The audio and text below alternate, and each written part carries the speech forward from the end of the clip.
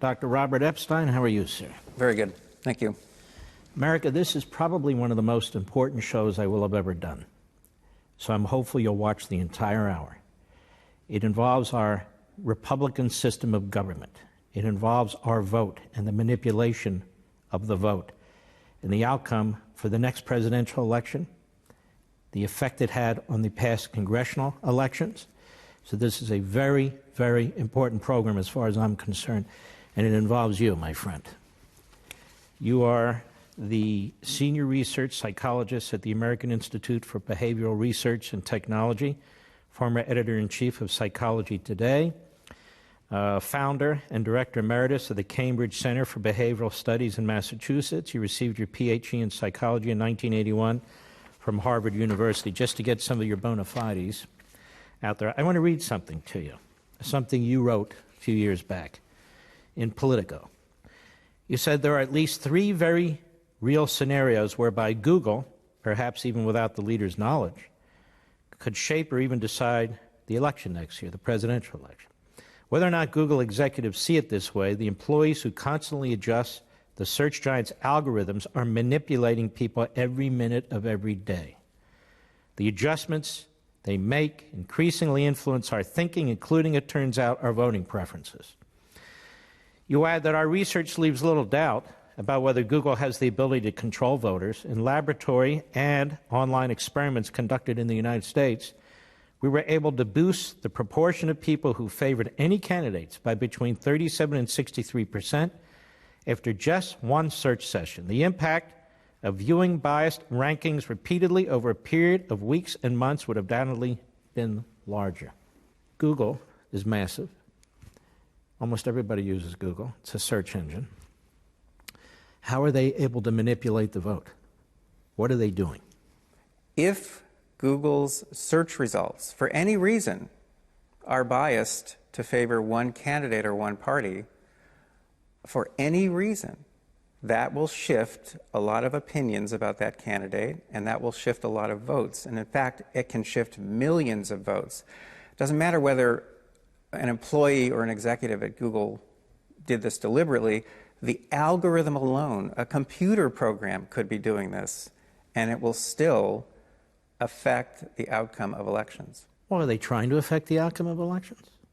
I don't know for sure. Now, there have been a number of leaks recently from Google. There have even been some whistleblowers who are saying that Google has a very strong political bias internally, that they lean left, which I tend to do as well, that they are deliberate in wanting to affect. Well, I'm interested in what you found.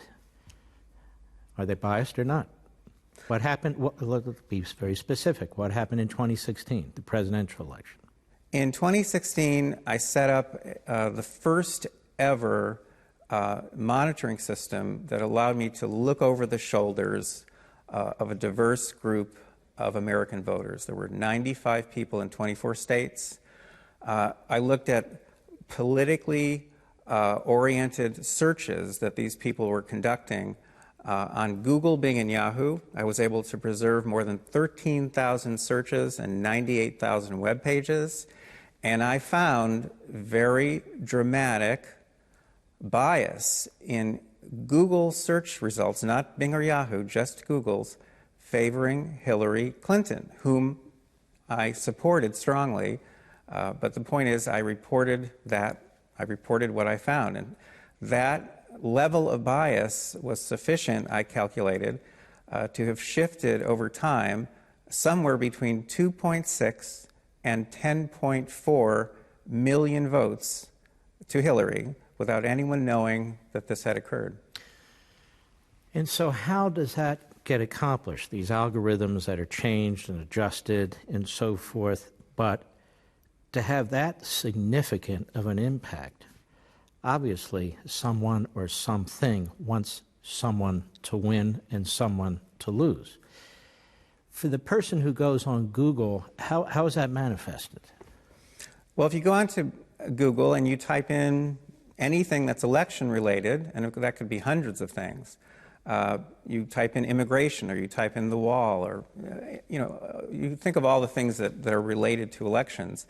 The point is, you end up with some search suggestions that are flashed at you as you're typing. We now know that those search suggestions have a very, very powerful effect on people, and that they alone can shift opinions and votes dramatically. And then search results appear below.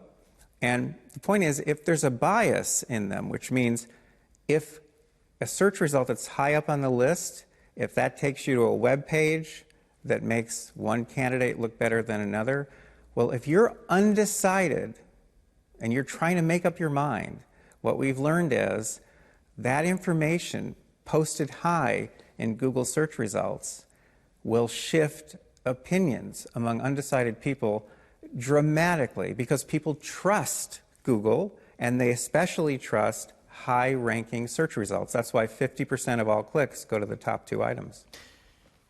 Is that what Google did?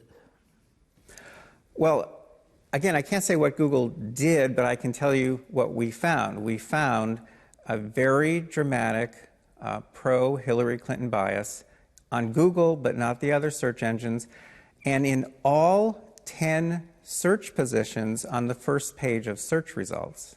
That's quite dramatic. So it's on Google. People go on Google. It's front-loaded, pro-Hillary, anti-Trump. Well, then who does it if Google doesn't do it? It just happens? Well, somebody has to put information in for information to be prioritized. What Google tends to say in these kinds of situations is it's an organic phenomenon. Organic, like organic food, like organic is good. So it's organic, meaning it's all generated by users. It's entirely the fault of users, and the fact is... Is it? Well, the point is that's nonsense, because in the controlled experiments I run, I determine, which candidate is favored in search results, or I can mix up the search results so they favor neither candidate. So Google actually has total control over what users see. So to blame this kind of bias on users, it just makes no sense. Now, pedestrians like me, that's a result of these algorithms, these models that are set up. People set up algorithms, don't they? Algorithms don't set themselves up. Well, people create the algorithms to begin with, for sure, and as one of the recent whistleblowers from Google has said, we make our algorithms do exactly what we want them to do. But the fact is, Google also acknowledges adjusting their algorithm at least 600 times a year. And we also now know for sure, because of leaks, that Google uses blacklists internally, and that they also do re-ranking, de-ranking, fringe ranking. They're constantly making manual adjustments to what we see. So they have control. Whether they deny this or not, they have complete control over what we see. And if there's bias favoring one candidate or one party or one dog food, the fact is they have control over that. Has Google, in terms of the company, the executives, shown political bias in the past? Well, it's a matter of record that their top executives and most of their employees have a very strong liberal bias. I sympathize with that. I don't like the fact that bias is getting expressed in a way that's really, in my opinion, interfering with the free and fair election. But typically 95% or more of donations from Google go to Democrats.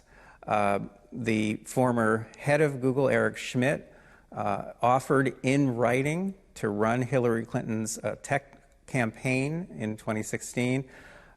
Hillary Clinton's chief technology officer is a woman named Stephanie Hannon. Right before she came over to Hillary's team, she was an executive at Google.